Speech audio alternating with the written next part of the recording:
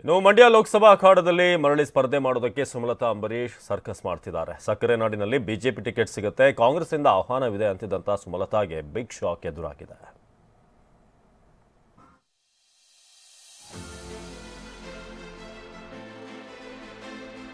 ಈ ರೀತಿ ನನಗೆ ಆ ಒಂದು ಪ್ರೀತಿ ಅಭಿಮಾನ ಸಿಕ್ಕಿದ ಕಡೆ ನಾನು ಬಿಟ್ಟು ನನಗೆ ಹೋಗೋಕೆ ಮನಸ್ಸಿಲ್ಲ. 28 ಕ್ಷೇತ್ರದ ಲೆಕ್ಕ ಒಂದಾದ್ರೆ ಮಂಡ್ಯ ರಾಜಕಾರಣದ ಲೆಕ್ಕವೇ ಬೇರೆ. ಕಳೆದ ಲೋಕಸಭಾ ಚುನಾವಣೆಯಲ್ಲಿ ಮಂಡ್ಯ ಕಣ ಅಕ್ಷರಶಃ ರಣರಂಗವಾಗಿತ್ತು. ಅಂದಿನ ಚುನಾವಣಾ ಕಾಳಗ ಮತ್ತೆ ಮರುಕಳಿಸೋ ಎಲ್ಲಾ ಲಕ್ಷಣಗಳು ಮಂಡ್ಯದಲ್ಲಿ ಗೋಚರಿಸುತ್ತಿವೆ. ಅದಕ್ಕೆ ಕಾರಣ ಗೌಡರ ಎಂಟ್ರಿ.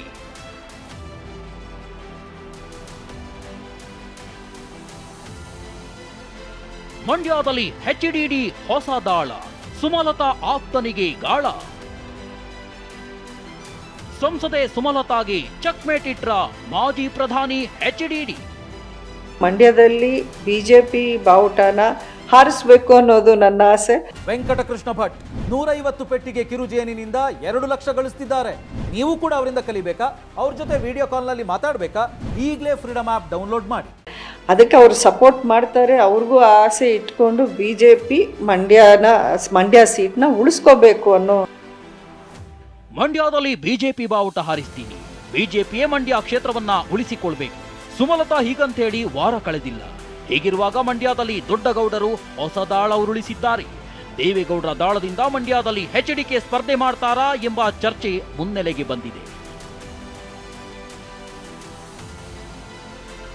ಜನವರಿ 28ರಂದು ನಡೆದ ಕಾರ್ಯಕ್ರಮವೊಂದರಲ್ಲಿ ಸುಮಲತಾ ಆಪ್ತ ಸಚ್ಚಿದಾನಂದರನ್ನ ಮನವೊಲಿಸುವಲ್ಲಿ ಎಚ್ಡಿಡಿ ಯಶಸ್ವಿಯಾಗಿದ್ದಾರೆ.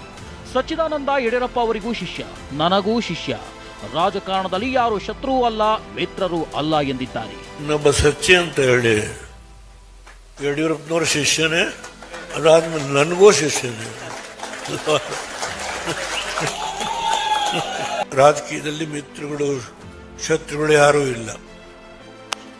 ಈಗ ಸಚ್ಚಿ ಯಡಿಯೂರಪ್ಪನವ್ರ ಜೊತೆ ಹೋಗಿ ಮೊದಲು ರಿಸೀವ್ ಮಾಡಿ ಆಮೇಲೆ ಓಡ್ ಬಂದು ನನಗೂ ರಿಸೀವ್ ಮಾಡ್ತೇನೆ. ದೇವೇಗೌಡರ ಈ ನಡೆಯಿಂದ ಎಚ್ಡಿಕೆ ಮಂಡ್ಯದಿಂದ ಸ್ಪರ್ಧಿಸ್ತಾರ, ಮಗನ ಸ್ಪರ್ಧೆಗಾಗಿ ಸುಮಲತಾ ಆಪ್ತರನ್ನ ವಿಶ್ವಾಸಕ್ಕೆ ತೆಗೆದುಕೊಳ್ತಿದ್ದಾರಾ ಅನ್ನೋ ಚರ್ಚೆ ಗರಿಗೆದರಿದೆ.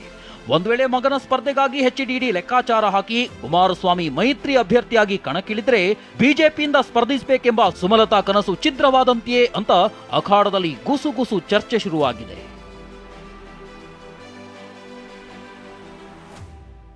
ಸುಮಲತಾ ಕಾಂಗ್ರೆಸ್ ಎಂಟ್ರಿಗೆ ಸದ್ಯಕ್ಕಿಲ್ಲ ಗ್ರೀನ್ ಸಿಗ್ನಲ್.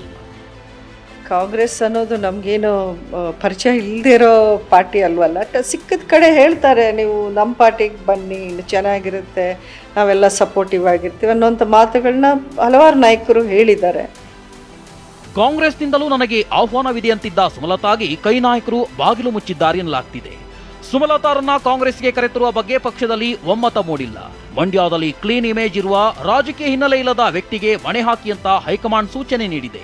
ಹೀಗಾಗಿ ಸುಮಲತಾರನ್ನ ಕಾಂಗ್ರೆಸ್ಗೆ ಕರೆತಂದು ಮಂಡ್ಯ ಟಿಕೆಟ್ ಕೊಡುವುದು ಬಹುತೇಕ ಅನುಮಾನ ಎನ್ನಲಾಗ್ತಿದೆ. ಕಾಂಗ್ರೆಸ್ ಆಹ್ವಾನದ ನಿರೀಕ್ಷೆಯಲ್ಲಿದ್ದ ಸುಮಲತಾಗೆ ಕಾಂಗ್ರೆಸ್ ಬಾಗಿಲು ಬಹುತೇಕ ಬಂದಾಗಿದೆ. ಹೀಗಾಗಿ ಬಿಜೆಪಿ ಅಥವಾ ಕಾಂಗ್ರೆಸ್ನಿಂದ ಟಿಕೆಟ್ ಪಡೆದು ಮಂಡ್ಯದಿಂದ ಕಣಕ್ಕಿಳಿಬೇಕೆಂಬ ಸುಮಲತಾ ಲೆಕ್ಕ ಉಲ್ಟವಾದಿಂತಿದೆ. ಅಭಿಮಾನ ಕೊಟ್ಟ ನೆಲ ಬಿಡಲ್ಲ ಎಂದಿದ್ದ ಸುಮಲತಾ ನಡೆಯೇ ಕುತೂಹಲ. ಆ ಒಂದು ಪ್ರೀತಿ ಅಭಿಮಾನ ಸಿಕ್ಕಿದ ಕಡೆ ನಾನು ಬಿಟ್ಟು ನನಗೆ ಹೋಗೋಕೆ ಮನಸ್ಸಿಲ್ಲ. ಪ್ರೀತಿ ಅಭಿಮಾನ ಕೊಟ್ಟ ನೆಲ ಬಿಡಲ್ಲ ಎಂದಿದ್ದ ಸುಮಲತಾ ಈಗೇನ್ ಮಾಡ್ತಾರೆ ಎನ್ನುವ ಚರ್ಚೆಯು ಗರಿಗೆದರಿದೆ. ಬಿಜೆಪಿ ಕಾಂಗ್ರೆಸ್ಗೆ ಸೆಡ್ಡು ಹೊಡೆದು ಮಂಡ್ಯದಲ್ಲಿ ಪಕ್ಷೇತರರಾಗಿ ಸ್ಪರ್ಧಿಸ್ತಾರ, ಅಥವಾ ಬಿಜೆಪಿ ನಾಯಕರು ಸುಮಲತಾರನ್ನ ಮನವೊಲಿಸಿ ಬೇರೆ ಕ್ಷೇತ್ರದಲ್ಲಿ ಟಿಕೆಟ್ ಕೊಡ್ತಾರಾ?